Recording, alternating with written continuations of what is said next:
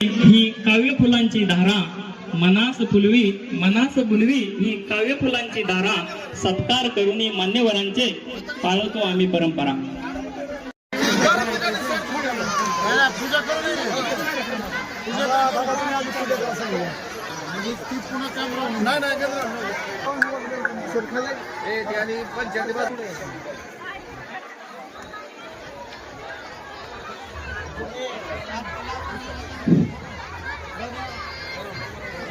त्याच ठिकाणी जागेवरती सर्वांनी उभं राहायचं आरतीसाठी।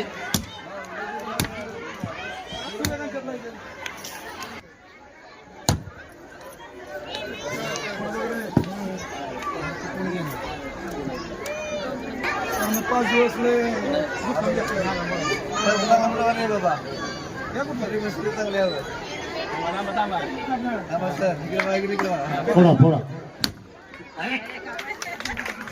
सपत्नीक आरती घ्यायची आहे।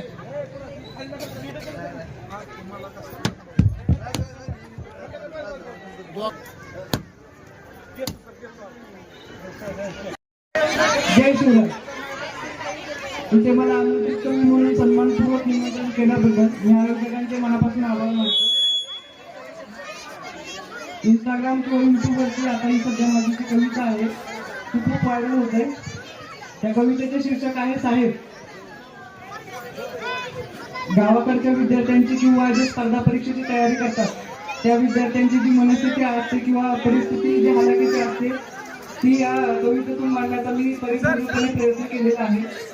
त्याची कविता तुम्ही शांतचित्ताने ऐकून घ्यावी अशी मी विनंती करतो। कवितेचं शीर्षक आहे साहेब। आई म्हणते लेकाला की बापाला काम होईना, आई म्हणते लेकाला की बापाला काम होईना, लवकर शिकून साहेब हो आता काही सोसेना।